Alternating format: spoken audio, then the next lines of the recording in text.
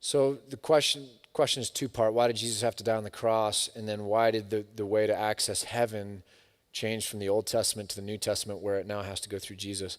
And I would say, well, Jesus died on the cross to forgive sins and allow reconciliation.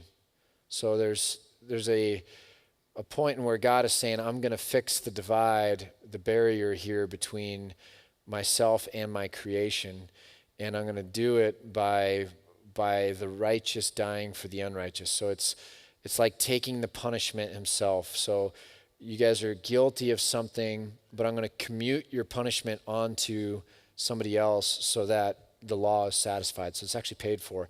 And in doing so, my love is demonstrated. If I got rid of the law, it makes me small because I'm showing that the law doesn't really even matter, but it does. So I can't just get rid of it. I have to maintain the law in that sense of gravity or weightiness, but I'm going to take the punishment myself, which is going to demonstrate that I do love and care and want to give grace. And so what happens when Jesus dies is, you see it in the Gospel of Matthew, but the heavens quake, the lightning flashes, and when Jesus dies, the temple veil is rent in two, which basically symbolizes now there can be a deeper level of fellowship than there once was.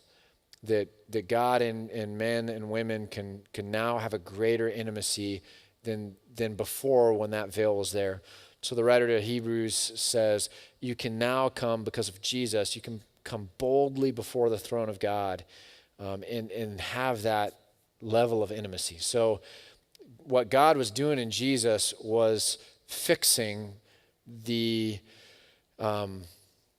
essential dysfunction or break in creation, where the whole thing was bent.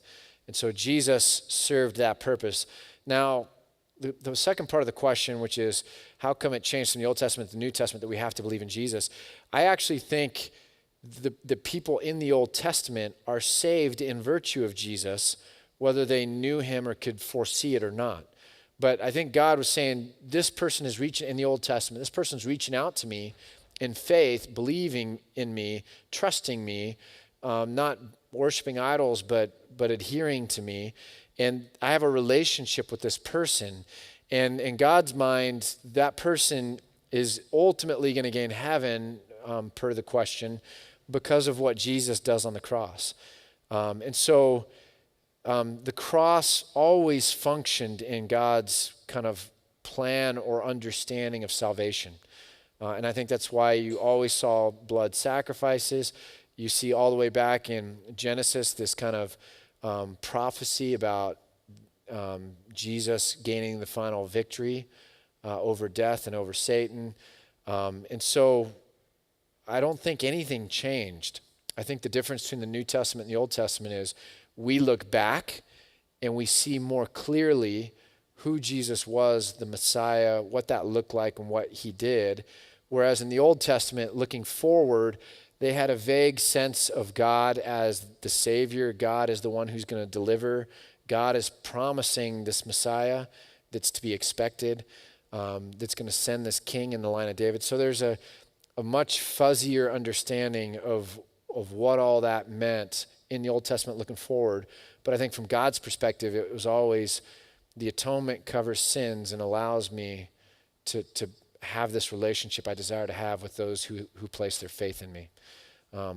So that's how I'd answer it. Just Jesus plays an absolutely essential part in God's plan of salvation, and I think both old and new, and whether someone's mentally handicapped or dies before they're fully conscious or able to understand and articulate who Jesus is, like people that die that cannot understand the sentence, Jesus is Lord, if God chooses to save them, he's doing it by virtue of Jesus' death on the cross.